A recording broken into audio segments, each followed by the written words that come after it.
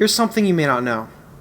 One of the most controversial topics in religious freedom has been right in front of you this entire time.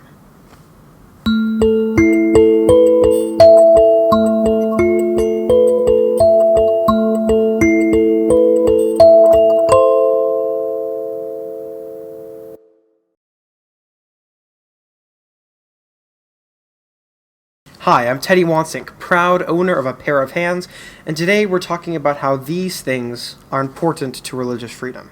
Although it seems odd, religious freedom deals a lot with hands, how they're used, what someone can or can't touch based on their religion, and whether or not religious individuals should be required to have hands at all.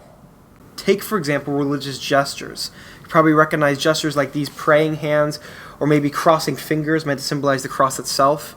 Maybe in different paintings of Jesus, you see him using this sign of benediction. You may also see the Buddha using this hand signal in different statues, known as the Abhaya Mudra, a sign of peace, protection, and inner calm. But these aren't always positive. Revelation chapter 13, verse 16, for example, describes the mark of the beast, the devil symbol on the right hand. In fact, in 1994, at his place of work, a man named Thomas Passmore believed he saw the mark of the beast on his right hand. So, naturally, he went over to a table saw and he cut off his hand. His friends put it in a freezer before rushing Passmore to a Norfolk hospital to seek medical treatment. However, he refused to allow the doctors to reattach his hand, claiming that it was possessed by Satan. He justified this through scripture. Says Matthew 5:30 says, "If your right hand causes you to sin, cut it off and throw it from you. For it is better for you to lose one of the parts of your body than for your whole body to go to hell." In other words, he claimed it was his religious right, an obligation to leave the hand unattached. In hoping to reattach the hand, Dr. Tad Granger consulted a judge on the matter, who said that there is nothing he could do, since Passmore could press charges of assault and battery if they tried to reattach the hand without his consent. So, they left the hand unattached, and life went on. However, 1 year later, Passmore ended up pressing charges against the doctor, claiming that he was clearly in a delusional state, and that it was obvious that they should have reattached his hand. He ended up losing, but this case brings up an interesting question.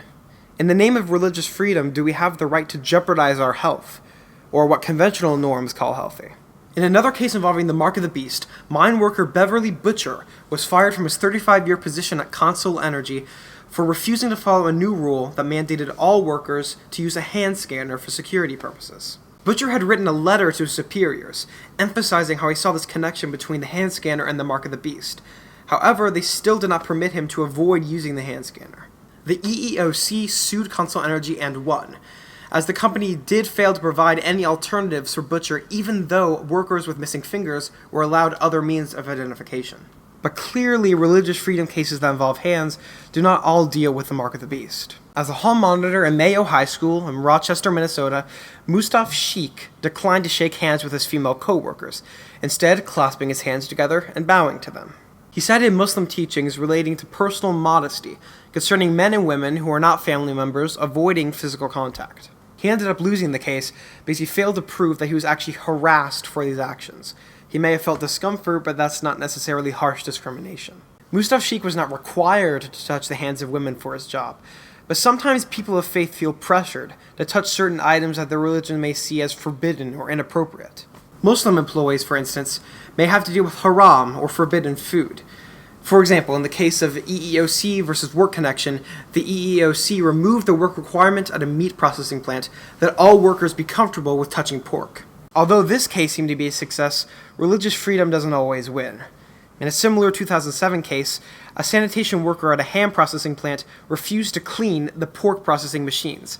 However, he lost the case, since the court argued that he was not touching the pork directly, and the cost of accommodating for this request would be an undue burden on the employer. Which just goes to show that so much of religious freedom has to do with the circumstances. Where it occurs, who's involved, what the consequences would be, and this applies to all of these hand cases.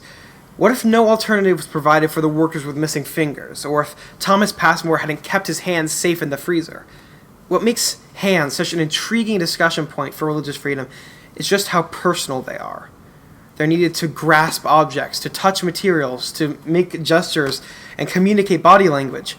It should come as no surprise that these two weapons cause so much controversy in the realm of religious freedom. And that's the way it is. Once again, I'm Teddy Wansink, reporting for the Center for the Study of Religious Freedom at Virginia Wesleyan College. If you want to learn more about religious freedom, make sure to like the Center on Facebook and to subscribe to our YouTube channel. Thank you.